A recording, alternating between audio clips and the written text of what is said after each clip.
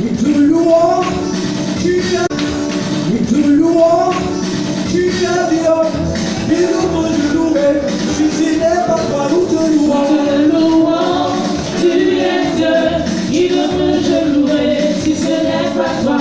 Nous te louons, tu es Dieu, et nous te louer, si ce n'est pas toi. Nous te louons, tu es Dieu, qui nous peut je louer, si ce n'est pas toi. Nous te louons, tu es Dieu, qui nous peut je louer, si ce n'est pas toi. Nous te louons, tu es Dieu, qui ne peut je louer si ce n'est pas toi. Nous te louons, Jésus. nous te louons, nous te louons. 2 Samuel 7, 1 à 7. 2 Samuel 7, verset 1 à 7, de la parole. Lorsque le roi habita dans sa maison, et que l'Éternel lui eut donné du repos, après l'avoir délivré de tous les ennemis qui l'entouraient, il dit à Nathan le prophète, vois donc, j'habite dans une maison de cèdre, et l'ange de Dieu habite au milieu d'une porte. Nathan répondit au roi, va, fais tout ce qui est dans le cœur, car l'Éternel est avec toi. La nuit suivante, la parole de l'Éternel fut adressée à Nathan. Va, dis à mon serviteur David, ainsi par l'Éternel, est-ce toi qui me bâtirais une maison pour que j'en fasse ma demeure? Mais je n'ai point habité dans une maison depuis le jour où j'ai fait monter les enfants d'Israël hors d'Égypte jusqu'à ce jour. J'ai voyagé sous une tente et dans un tabernacle. Partout où j'ai marché avec les enfants d'Israël, ai-je dit un mot? Quelqu'un des produits d'Israël à qui j'avais ordonné de faire mon peuple d'Israël, ai-je dit, pourquoi me bâtissez-vous pas une maison de cèdre? Alléluia. Alléluia. La Bible que le roi David, lorsqu'il habita dans une maison, et que l'Éternel lui fit donner du repos, après l'avoir délivré de tous ses ennemis qui l'environnaient, David va donc appeler le prophète Nathan et lui dire, voici, j'habite dans une belle maison, mais l'âge de l'Éternel, le Dieu qui m'a pris de la poussière pour me faire asseoir à la table des grands, habite sous une tente. Cela n'est pas normal. Et donc, Nathan, étant prophète de Dieu, va dire au roi David, va, fais tout ce que tu as dans ton cœur. Mais pendant que David parlait à Nathan, l'Éternel Dieu qui sait toutes choses, a entendu la conversation, et la nuit qui va suivre, il va se révéler à Nathan pour dire à Nathan, depuis le temps que j'ai pris le peuple d'Israël pour le faire sortir d'Égypte, pour le faire marcher dans le désert, le délivrant de tous ses ennemis, elle dit un mot à quelqu'un. Est-ce que j'ai dit à quelqu'un de me construire une maison? Est-ce que je me suis plaint? Mais, va dire à David que ce n'est pas à lui de me construire une maison, mais la maison sera construite par son fils Salomon, parce que lui, il allait mettre taché les sangs. Écoutez-moi très bien. La pensée de David plut à Dieu. Parce que il avait cette pensée de bâtir une maison à l'honneur de l'Éternel.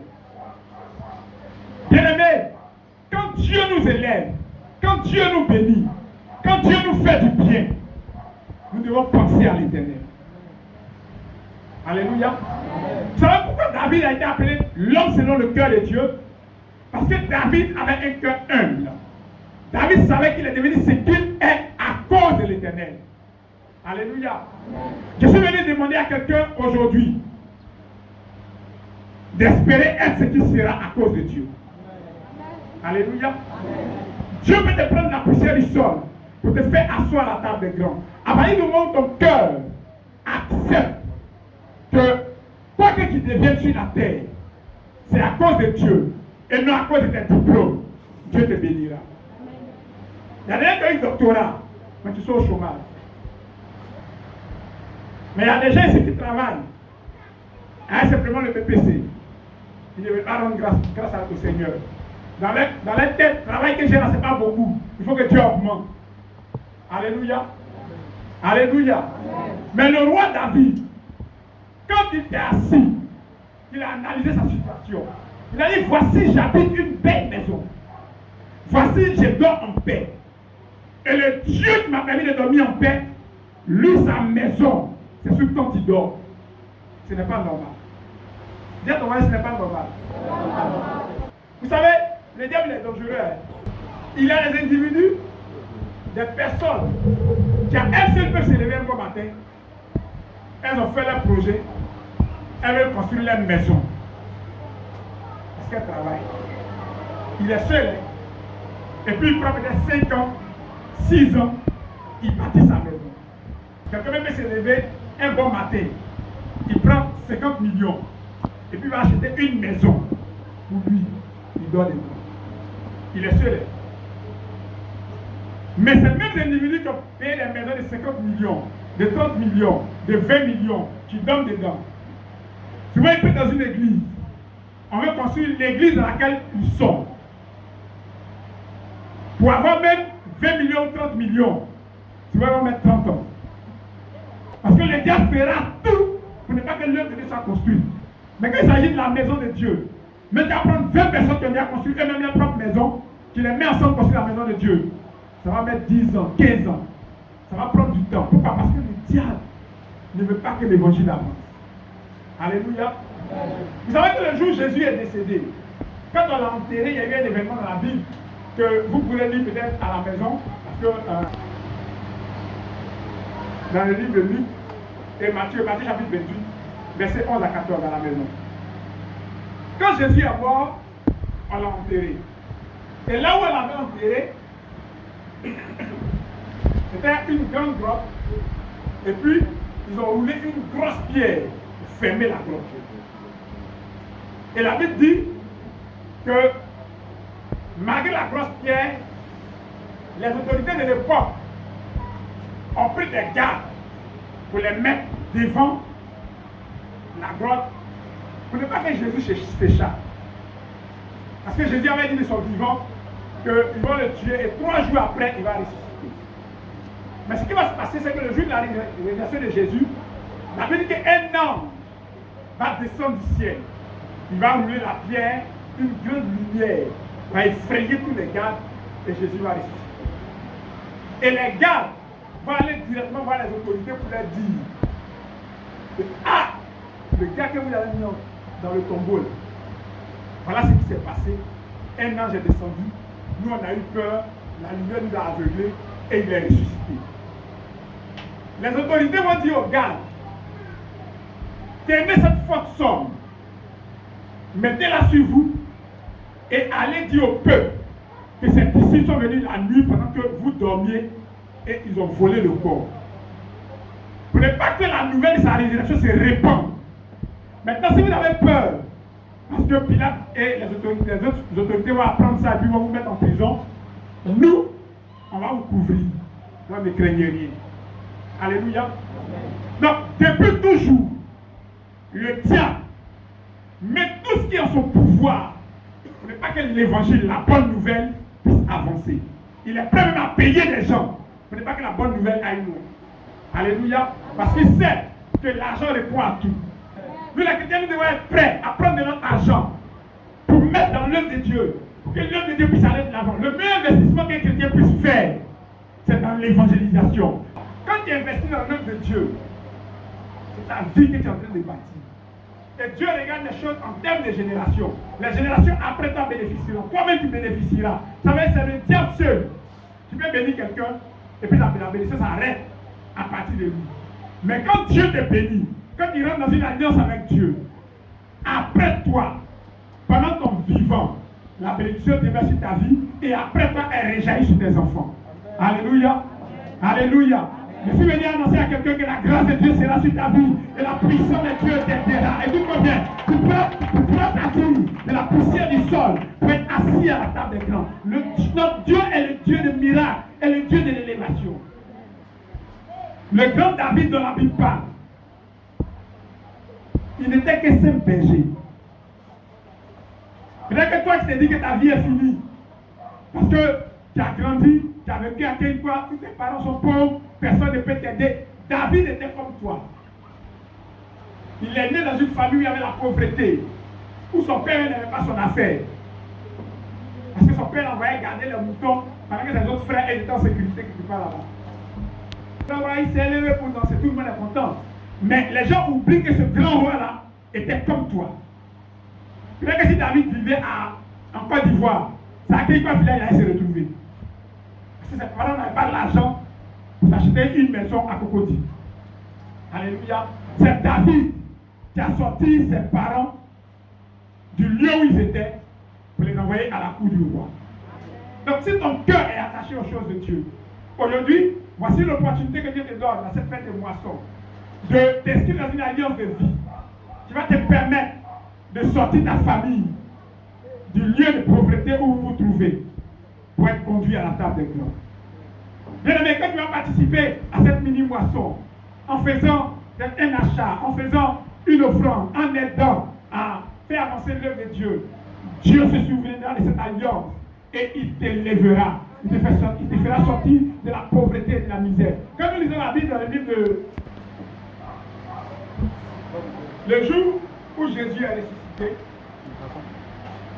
il y avait des femmes. On a cité Salomé, Marie de Magdala, Marie-Madeleine, etc. qui allaient au tombeau. Elles ont acheté de l'aromate pour aller embaumer le corps de Jésus. Donc elles partaient, mais pas que le corps de Jésus puisse sentir. Et en partant, elles se posaient la question, avec ce rocher, on a pu fermer le tombeau. Qui va nous rouler le rocher pour que nous puissions aller embaumer son corps? Et comme elles avaient l'intention d'aller embaumer le corps de Jésus, vous savez qu'aujourd'hui, le corps de Jésus, le corps de Christ, c'est l'église. Donc, quand il y a l'intention d'embaumer le corps de Christ, quand il y a l'intention de faire en sorte que l'œuvre de Dieu puisse avancer, les pensées que tu as, parce que dans la cœur se disait, qui va nous rouler la pierre, puisque la pierre était l'obstacle entre elle et Jésus, qui représentait leur bénédiction. Avant qu'elle n'arrive dans le lieu, de loin, elle a vu que la pierre avait été roulée et que le tombeau était vide. Alléluia. Amen. Alléluia. Amen. Je suis même te dire que pendant que tu penses à l'œuvre de Dieu, tous les blocages de ta vie vont être enlevés au nom de Jésus-Christ. Dieu enverra un ange pour t'élever. Il enverra un ange pour faire en sorte que la vie de Dieu puisse régner en toi. Vous savez, dans la vie, il y a deux choses. Tu peux lutter pour réussir. Lutter seul pour réussir. Et puis, tu peux vendre tes luttes à Dieu. Ça veut dire quoi? Tu veux peut-être construire une maison. Tu as le choix entre t'asseoir, tu cotises, tu cotises, tu cotises, tu cotises. Pendant au moins 20 ans, 30 ans, pour avoir au moins 10 millions, et puis avoir un terrain pour construire ta maison. Ça, c'est ton intelligence personnelle. Pendant que tu es en train de cotiser, c'est que tu cotises là. Tu peux prendre une partie de ta cotisation, mais toute ta cotisation, on va aller dire à Dieu, Seigneur, l'argent que je suis en train de cotiser, ça me paye de rien construire ma maison. Moi, je viens participer à ton œuvre parce que je veux que toi, qui es un lieu où on te prie, pour moi, c'est pas grave. Et puis, Dieu peut susciter quelqu'un qui va t'offrir un terrain. Alléluia. Je connais une dame qui était venue dans une église, les gens parlaient de... Elle avait un terrain, et puis on parlait d'une fête de moisson comme ça, et un homme était venu prêcher. Elle était tellement touchée qu'elle allait prendre le papier de son terrain. Elle est venue donner à l'église. Vraiment, son cœur était touché. Mais après qu'elle a fait le front, vraiment, ça lui faisait mal parce que c'est son terrain, le seul terrain qu'elle avait. Et puis la prière du Seigneur, j'ai donné mon terrain pour qu'on puisse faire ton livre. Aide-moi. Dans la même année où elle a fait ça, il y a un de ses frères qui était en Europe qui l'a appelé. Vraiment, ici en Europe, Dieu m'a mis à cœur d'acheter une maison. J'ai acheté une maison, à peu près 50 millions. Son frère a tout payé. Donc quand ils ont payé la maison pour elle, elle était dans la maison, il était dans la maison. Et puis après, il y a un ami qu'elle a perdu Jésus il y a longtemps. Le Seigneur dit la paix, il dit, ah bon, j'ai appris que dans le temps j'avais des difficultés, est-ce que ça va? Il dit non, que ça va. Il dit, ah, que j'ai appelé le film. Son ami là, lui a donné une deuxième numéro. Donc, c'est un culte de femmes qu'on m'a invité, le pasteur Céline Ézéchiel, puis l'homme de Dieu, après le témoignage, la femme est venue attester le témoignage que l'homme de Dieu a fait. Imaginez si elle avait gardé son terrain, qu'elle cherchait l'argent pour construire. Elle pouvait bien construire sa maison, mais pas les cités. Peut-être même qu'elle allait construire sa maison, mais sa maison n'allait pas pouvoir dépasser une valeur de 30 millions. Parce qu'elle a déjà mis tout son effort pour acheter son terrain. Dieu peut t'aider. Dieu est le Dieu de miracles et de grâce. J'ai entendu aussi sur Facebook que une dame, elle est allée à une cérémonie pour parler de Dieu et tout. Elle fait les ventes en ligne. Donc, elle aussi, elle vendait, cherchait son argent pour garder, les terrains, et tout. Et quand l'homme de Dieu avait dit, ils ont parlé, elle avait 2 millions et quelques. Elle allait prendre l'engagement, on dit qu'elle a 2 millions, donc elle allait vider son compte, elle est venue. Elle a donné les 2 millions. Elle dit, quand la cérémonie est finie, les 2-3 mois qui ont suivi, c'est tout qu'elle vendait, elle a été surprise de voir que ses ventes ont commencé à se multiplier. Elle a vendu jusqu'à elle a eu près de 15 millions à payer. Elle a payé 2 terrains en tout. Et puis, au moment où elle a donné le témoignage, elle a quelques années quand même qu'elle a fait le témoignage. Au moment où elle a donné le témoignage, qu'elle était à son 15e terrain qu'elle a acheté. Pour 2 millions qu'elle allait donner au Seigneur, le Seigneur lui a multiplié ses avoirs, elle a pu acheter 15 terrains. Vous savez, tous les cultes d'action de grâce, toutes les fêtes de moisson sont des opportunités de miracles pour les véritables enfants de Dieu. Alléluia. Un enfant de Dieu qui donne son argent au Seigneur, il ne l'a pas payé. Que tu sois pasteur, vous savez, beaucoup d'hommes souffrent aujourd'hui parce qu'ils n'ont pas encore compris la loi de la sémence. La Bible dit qu'à celui qui a, on va donner. Ça ne veut pas dire que c'est ceux qui ont l'argent, par exemple, quelqu'un qui dit que Dieu considère comme ayant, c'est quelqu'un qui est capable de prendre ce qu'il a là pour donner. Parce que maintenant, quelqu'un faut avoir. C'est-à-dire, toi par exemple, tu as seulement 10 000 sur toi. Et puis tu enlèves, tu viens donner à Dieu, chez Dieu, tu as. Pourquoi tu lui donnes? Mais celui par exemple, qui ne peut jamais enlever quelque chose de là à quelqu'un, quand on lui demande, ah moi, je n'ai rien, je n'ai rien, je n'ai rien. Celui-là, on dit à celui qui n'a rien, même le peu qu'il a, on va lui arracher. Et dans ça, Dieu et le diable s'entendent très bien pour arracher les choses aux gens. Quand tu n'aimes pas donner à Dieu, le diable va te créer des problèmes et le peu d'argent que tu ne veux pas donner à quelqu'un, tu seras obligé d'aller prendre ça. Alléluia. C'est pas il y a des gens qui économisent, ça n'aboutit jamais. Le gars économise, quand il a un peu d'argent, il a tous les problèmes, il va aller tout dépenser. Apprends à sceller tes finances devant l'Éternel. Apprends à vendre tes combats à Dieu. Apprends à faire en sorte que Dieu rachète tes combats. Tu dis à Dieu, moi je suis dans un combat, je veux construire une maison. Je sais que la vie est difficile. Nous sommes dans le temps où avoir l'argent c'est compliqué. Je me suis débrouillé, j'ai économisé 500 000, je voulais m'arranger que ça paye au moins 2-3 millions. Tu vas voir que Dieu peut susciter quelqu'un, un ami, n'importe qui. Vous devez trouver une opportunité. Quelqu'un peut débarquer comme ça, soit un aménageur ou un entrepreneur pour dire, ah ma chérie, j'ai un terrain, je vais peut-être te vendre à 3 millions. Il y a un terrain qu'à 15 millions tu peux pas avoir, je vais te vendre à 3 millions. Parce que tu as vendu ton combat de terrain à Dieu. Donc Dieu peut susciter quelqu'un pour venir t'aider. Alléluia. Amen. Alléluia. Amen. Alléluia. Amen. Alléluia. Que cette fête de moisson, cette mini-moisson, soit l'occasion pour toi de vendre tes combats à l'Éternel, de faire un témoignage de la gloire de Dieu. Plusieurs ont participé à la fête de moisson ici. Ils ont vu ce que Dieu a fait à petite échelle dans leur vie. Vous savez, avec Dieu, les choses ont de la valeur devant nous. Ce que tu poses dans ton cœur et l'acte que tu poses depuis ton cœur est apprécié par le ciel. Nous sommes là et cette fête de moisson est une occasion de lever la vie de quelqu'un. C'est pourquoi nous allons donc nous tenir debout. Et tu vas prier le Seigneur.